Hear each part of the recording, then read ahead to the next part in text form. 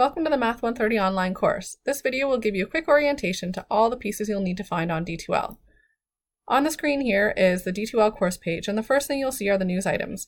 Be sure to check for these once or twice a week. They'll give you details about what you need to complete to help keep you on track. Once you've read through it, you can collapse this widget so that it's easier to see the course content. Everything else you need is found through the content browser.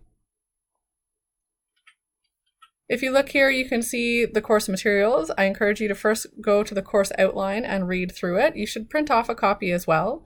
This will give you all the contact information for the instructors involved with the course and let you know the assessment breakdown as well. As you read through the course outline, notice that there is a different assessment plan for this online portion of the course.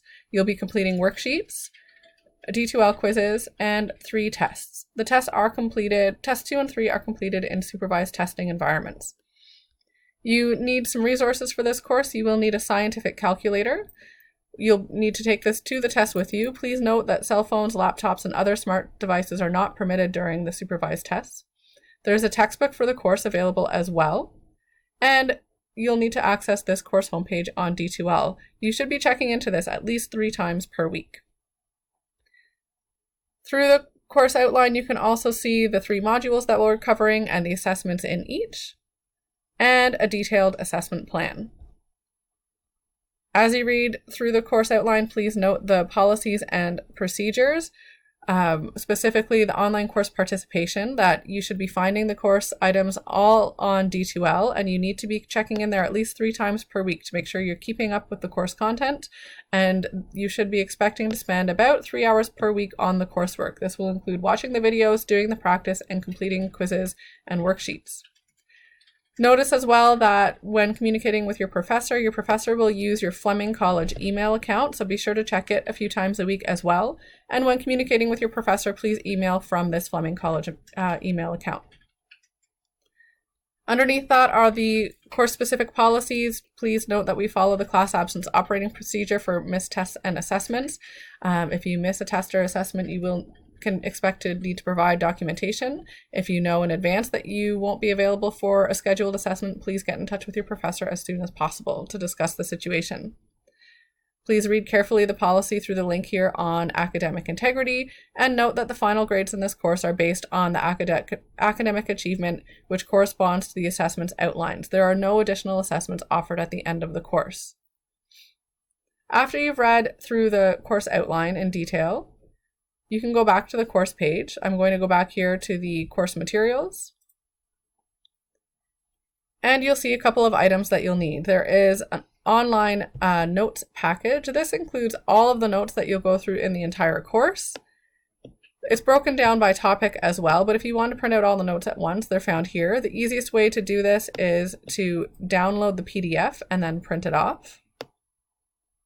In those course materials, you'll also see other resource packages we'll use through the semester and a document on submitting your worksheets to Gradescope, which you'll need to do in your first worksheet in week 4. So there's detailed instructions on that there.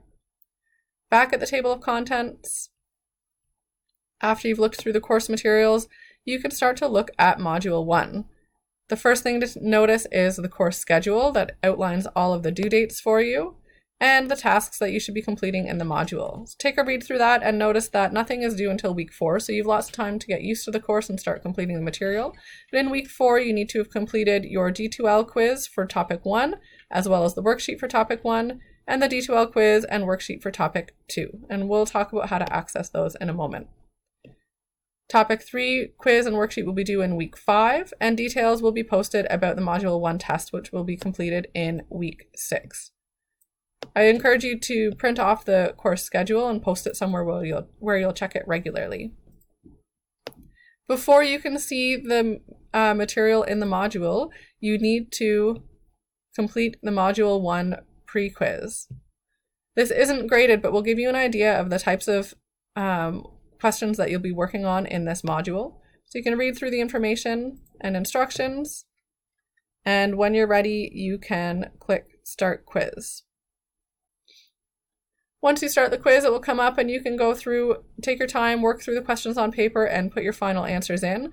Once you select an answer, It will save for you, and you can see what questions you've completed. Once you've saved answers to all the questions, you can submit. When you're ready, you can submit the quiz, and you'll get a grade showing you how well you did. Remember, the grade on your module pre-quiz doesn't count towards your final grade in the course. This is just a preview of the module. Once you click done, you can go back to your Module 1 table of contents. And now you'll be able to see the module content to work through. So I can see now the different topics, starting with topic 1. For each topic, you can watch the introduction videos, and most importantly are the lesson videos. In here, you'll find videos that take you through those notes you printed off. This is just like being in class. So you can watch examples, play them back, and fill in your notes for practice. Addition and subtraction of decimal number.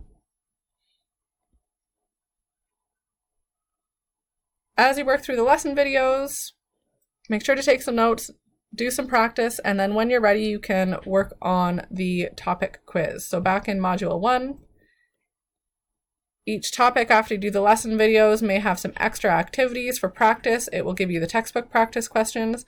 Once you've done all that and you're ready, you can complete the topic 1 quiz. You can complete these topic quizzes as many times as you like. They're open book. You do need to get 70% on this quiz before you'll be able to see the topic worksheet. The topic quizzes are graded and count towards your final grade in the course. Once you've got 70% or better on the topic quiz, you'll be able to see the topic worksheet. The topic worksheet gets printed out and completed, and then you submit it through the Gradescope website. And details on this will be posted in a couple of weeks. Once you're done topic 1, you'll be able to continue working through topic 2 and 3, and at the end of each of the 3 topics, there will be a module test. That should get you started working through the course. Be sure to get in touch with your professor if you have any questions. Their email address is included in the news items, and enjoy working through the course.